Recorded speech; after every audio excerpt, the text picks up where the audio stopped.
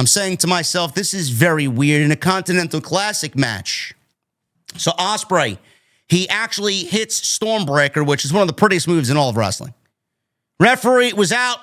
Crowd is counting along. You can count to 10. And Ricochet is out.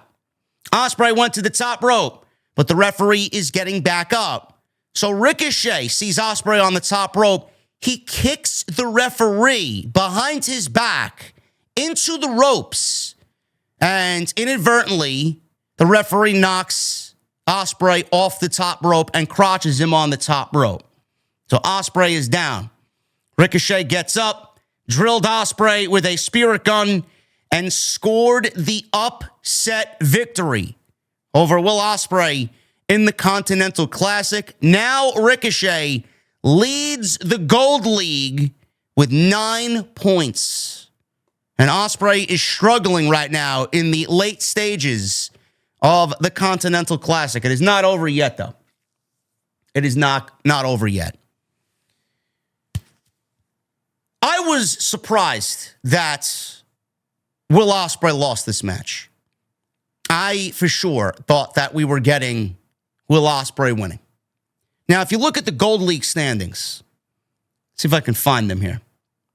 Gotta scour social media. I don't have them in front of me. But the Gold League standings, you see Ricochet at the top of the Gold League. I genuinely believe we're heading towards another match with Will Ospreay and Ricochet.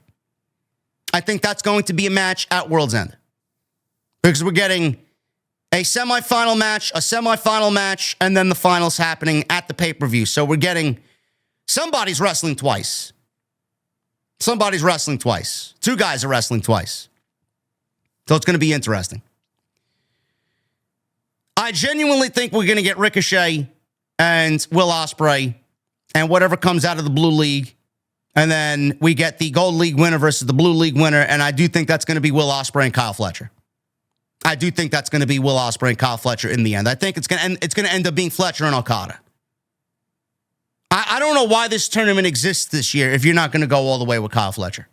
I don't. First of all, the Continental Classic, I don't know why Tony Khan wasn't possessed to change the Continental Classic this year. I, for one, like a round-robin tournament. I do. I think it makes for great television. I wish there was a little bit more story going into it. I wish there was a little bit more story with everybody in the tournament. There's not. It's just wrestling matches. It's a wrestling exhibition with a fucking scoreboard. That's all it is. I wish there was more. The Continental Classic also isn't doing much for the ratings on Wednesday and on Saturday. It's a Japanese-style tournament that doesn't translate well here in North America. But Tony's going to want to do what Tony wants to do. I can't change his mind. You can't change his mind. The people that work there can't change his mind. He does what the fuck he wants. The Continental Classic needs something more important on the line. If this is going to be a recurring theme for years to come, as long as AEW is around, the Continental Championship should be a little bit more important. It isn't.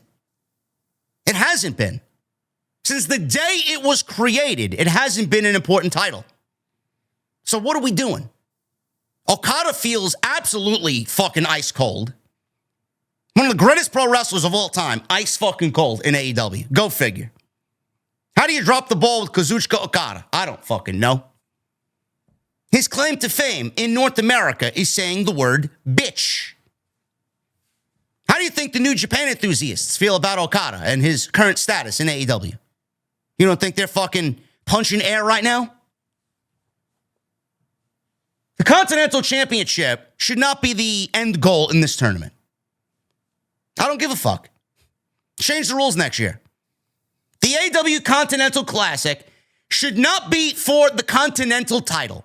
The Continental title should be the Continental title. We don't need a Continental title and an international title. You should merge the two and have it be one title. The AEW Intercontinental title. I've been saying this for months. The Continental Classic should give the winner number one contender to the AEW World Championship. That's it. And the title match takes place at Revolution.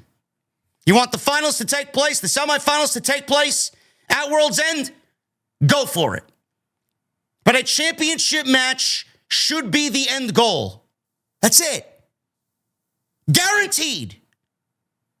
And that's the guy who challenges the world champion at Revolution. It would make the world championship more important, more sought after. It would make everybody competing in this tournament a little bit more valuable to everybody watching on TV. It would give the stakes to the tournament that it so sorely needs.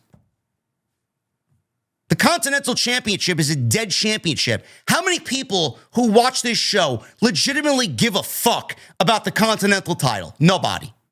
And if you do, you're a bullshit artist. You're a liar. The Continental title is dead. I can't tell the difference between the Continental title and the International title. No problem in changing the rules to better fit your tournament. Getting back to Ricochet. It's going to be Ricochet, Ospreay, it's going to be Fletcher, and Okada. Okada is not getting bounced out of the tournament. Okada is not going to not be at the pay-per-view. Give me a break. It's going to be Okada and Fletcher. It's going to be Ricochet and Ospreay. It's going to be Ospreay and Fletcher in the finals. I won't be surprised if they actually go Ospreay and Okada. But the whole reason why you've started all of this ascent for Kyle Fletcher is for him to win a tournament like this. That's what needs to happen. If you don't go all the way with Kyle Fletcher, I'm done. I'm done. Him winning the Continental Championship should be an absolute slam dunk. It ain't the world title. A slam dunk for that kid to win the Continental Championship. And beat both Okada twice and Ospreay in the same night. You want Tony to make new stars? He's got one staring him right in the fucking face. Now, what he does with Kyle Fletcher after the fucking tournament, that's where we're going to really zone in on that microscope on Tony Khan. This tournament's fucking a slam dunk, easy peasy, lemon squeezy tournament for Tony Khan. A blind man could book this fucking tournament. But that's what needs to be done. That's your final. And that's your winner. Ricochet ain't winning. No matter how much you want him to win, no matter how much he's changing his character and his persona and his attitude on television, it ain't gonna happen.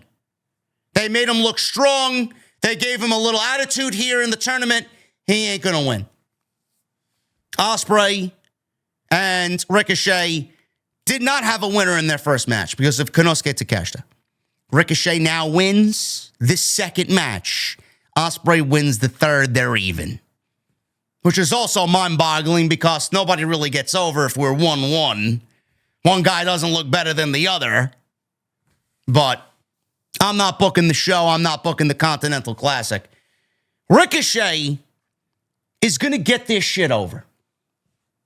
He is. Whether you like him or not, whether you like what he's doing or not, whether you don't give a shit about him or not since he left WWE, I guarantee you he's going to get this shit over.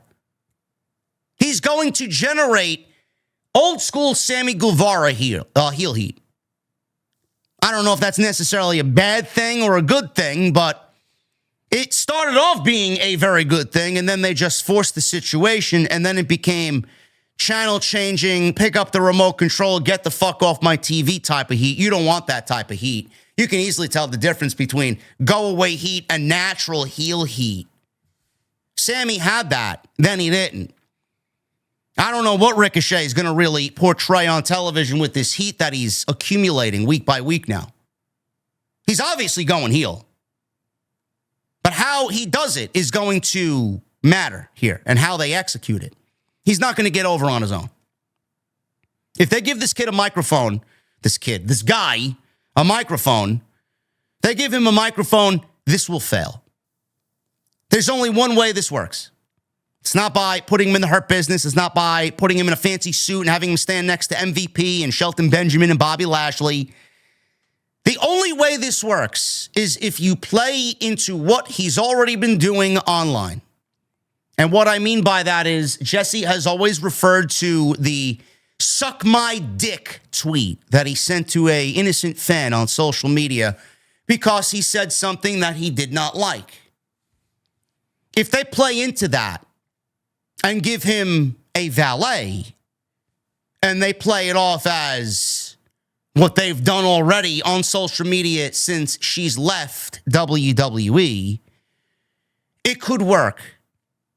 I got a little hesitation in regards to this move, but the only way Ricochet is going to truly maximize whatever type of heel heat he wants is by bringing in Samantha Irvin. It's the only way this is going to work. I don't know if AEW is interested. I don't know if AEW should be opening the fucking vault for somebody who was simply a ring announcer. She did make statements that she wanted to be more on WWE television, and they did not want her to do more. They wanted her to ring announce. Now, I don't know if AEW would bring her in to ring announce. If they do, she can't be Ricochet's valet. They are linked together in real life. That is his fiance. So if they bring Samantha Irvin into the fold and they put her on television in a valet and have her be the microphone that he sorely needs, it could potentially work. But my question is, how much are you going to pay her to come on in? She's going to completely burn the WWE bridge after building it so faithfully. And she's going to turn her back on many fans, and she's going to get more hate now than she ever received in her entire online career. That's what's going to happen. It's a dangerous game that they play, especially with somebody like that. But I genuinely think it's worth a shot. I do. And if it happens, I won't be surprised to see it happen. He needs something. He ain't going to get over on his own. And I do think having that presence next to him, having her next to him, she's beautiful. She's got a voice. She can obviously go at the fans. We've seen it on social media. Maybe that's exactly what needs to happen for Ricochet while he plays the background role here. And he does what he does best, and that's wrestle. I don't know. We'll see.